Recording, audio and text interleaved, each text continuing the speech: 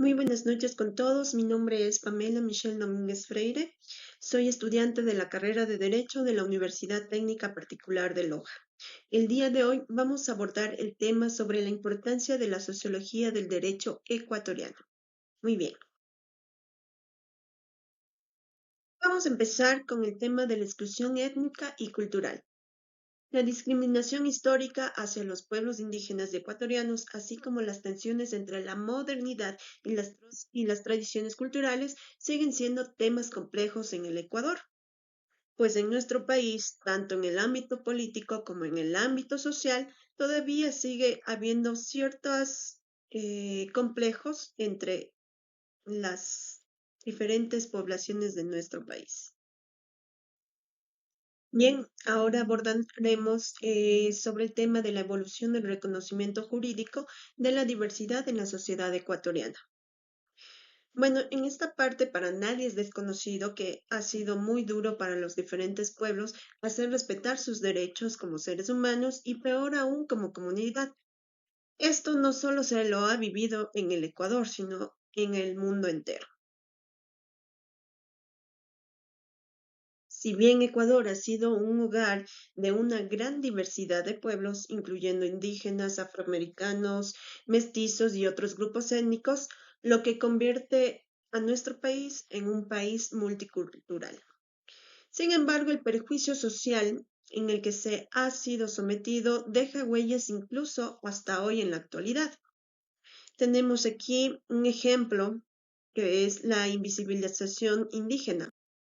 Si pasamos al tema, vamos a abordar este tema, esta invisibilización tiene sus raíces en el periodo colonial y se consolidó durante la Gran Colombia, cuando se promovió un proceso de blanqueamiento cultural, es decir, la tendencia a ocultar o despreciar los orígenes indígenas en la identidad nacional. Esto con un objetivo de poder alcanzar el punto máximo dentro de una sociedad en ese entonces, ¿no? Aquí tenemos, por ejemplo, la supresión de lenguas, es una parte de invisibilización, ya que prohibían prácticamente el habla quechua, los idiomas originarios de nuestro país. También se prohibió la práctica de costumbres y tradiciones. Aquí en esta imagen, como podemos ver, es una representación del Inti Raymi, ¿no? Entonces, todas estas costumbres, dialectos, se prohibieron en ese momento. Actualmente, en nuestro país, el derecho al reconocimiento y la protección de las lenguas y culturas está protegido principalmente en la Constitución del 2008, que establece un marco legal para promover la diversificación cultural y lingüística del país. Aquí les puse algunos artículos. En este caso, tenemos el artículo 57, numeral 1 de la Constitución. No voy a mencionar todo, pero sí está en una parte que dice mantener, desarrollar y fortalecer libremente su identidad, sentido de pertenencia, tradiciones ancestrales y formas de la organización social. Bien, si vamos a un artículo que está dentro del inicio de nuestra Constitución, el artículo número 2, habla sobre que el castellano es el idioma oficial del Ecuador. El castellano, el quichua y el shuar son idiomas oficiales de relación intercultural. Y además, idiomas ancestrales son de uso oficial para los pueblos indígenas en las zonas donde habilitan y en los términos que fija la ley. El Estado respetará y estimulará la conservación y el uso de las mismas. Esto es actualmente sacado de nuestra Constitución. Bien, vamos a hablar sobre la doctrina de la nacionalidad única. En Ecuador siempre fue un pueblo diverso, pero durante las guerras de la independencia se vio la necesidad de la afirmación de la identidad que surgieron en las colonias españolas. En América Latina, no solamente en nuestro país, sino que ya empezaron como a querer identificarse por países, ¿no? Entonces, esto tomando en cuenta el modelo de Europa. Entonces, bueno, nosotros sobre todo estábamos como queriendo identificarnos de nuestros compañeros, amigos colombianos, ¿no? Actualmente. Em, a pesar de este proceso de homogeneización, las culturas originarias resistieron y lograron mantenerse a lo largo de cambios políticos y constitucionales del país. Incluso han experimentado un resurgimiento en la actualidad. Obviamente porque todos nuestros ancestros, a través de sus grandes luchas, a través de mucha sangre prácticamente que fue derramada por ellos. Entonces, actualmente tienen nuestros hermanos un poco más de derechos, se podría decir, y participación. Aquí les he puesto como las figuras más representativas de la lucha indígena de nuestro país. ¿Quién no se acuerda de María Dolores Cacuango? Es una activista líder indígena quichua de la provincia de Cotopaxi. Ella luchó por los derechos a la educación y los derechos territoriales, ya que en ese tiempo, pues, las tierras pertenecían a ciertas personas prácticamente que tenían el poder en ese momento. Entonces, también tenemos a Luis Macas, que es un activista líder, Shuar, fue presidente de la CONAIE. Él luchó por los derechos territoriales, obviamente, y también por la inclusión de los pueblos dentro de la política.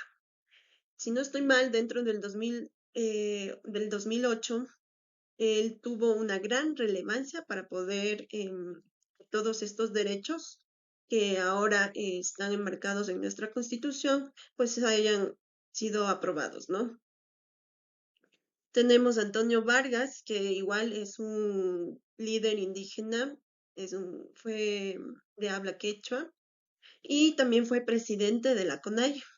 Él hizo reformas de la ley de tierras en donde prácticamente em, defendía las tierras de nuestros ancestros, o bueno, de los que todavía ocupan estos grupos, estas tierras, defendían de las minerías, mismas que querían despoblar y quitarles y desalojarles de sus tierras. Entonces también luchó para la inclusión de los pueblos en en la toma de decisiones que se lleva en nuestro país. Entonces, por eso ahora tienen una gran participación dentro de no solamente la toma de decisiones como, como formar parte, sino que ya estaban dentro de la asamblea actualmente. Ahora ya pueden ellos también, estos grupos pueden, y todos los grupos prácticamente, pueden elegir y ser elegidos. ¿Ya? Tenemos aquí, que no se ve, pero es nuestra gran líder, se llama Tránsito Amaguaña, todo el mundo creo que ha escuchado de ella. Ella fue una líder de Pichincha, exactamente de Teoctuco. Ella luchó sobre todo por los derechos laborales, la educación bilingüe, la organización para ellos poder juntarse, poder luchar, poder alzar su voz, ¿no? Y la resistencia, obviamente, la resistencia que siempre han venido practicando, obviamente, y no solamente ellos, sino que algunos otros grupos del sector mestizo, los sectores de la etnia blanca que se denominan, también han sido partícipes de de este apoyo. Bien, tenemos el reconocimiento de la diversidad.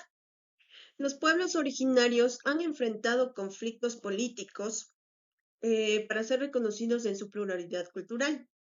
El rechazo hacia lo indígena ha sido un freno para la aceptación de la diversidad cultural.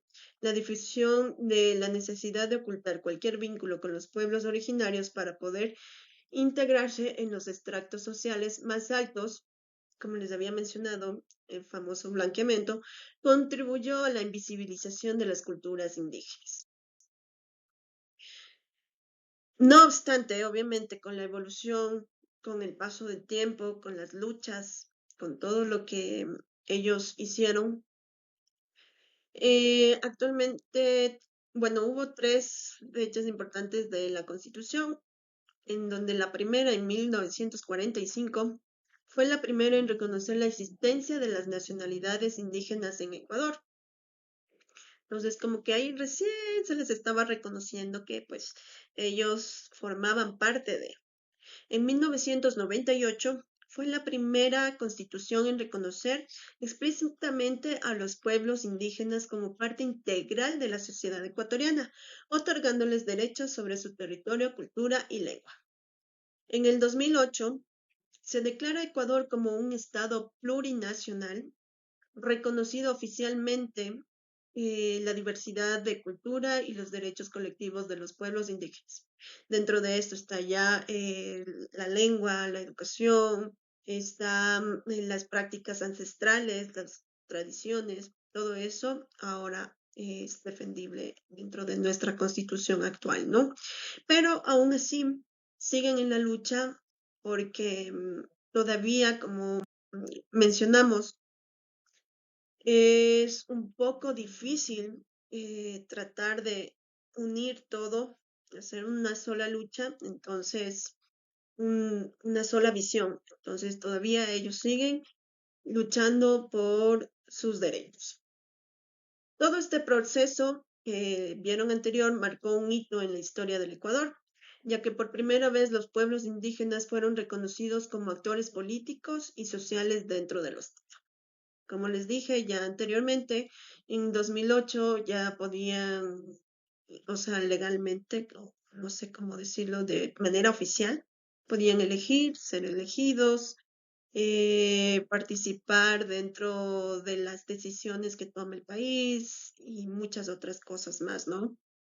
Aquí tenemos, por ejemplo, tenemos ya la diversificación, tenemos las prácticas ancestrales, tenemos sus tradiciones, tenemos ya la unificación de todas las culturas y obviamente todos somos seres humanos, que es lo más importante, ¿no? Para poder realizar este video, yo tomé la bibliografía es la siguiente bibliografía. Es de Carlos García. En el 2020, el libro Sociología Jurídica fue de Edilojas y LTDA, editado por ellos, ¿no? También utilicé la Constitución de la República del Ecuador del 2008. Tomé también referencias de Guaya en el 2017 sobre la Constitución ecuatoriana entre el multiculturalismo y la interculturalidad. Un análisis de su orientación fue realizado es una revista de la Universidad UIDE, ¿no? Eso nada más quería decir, compañeros.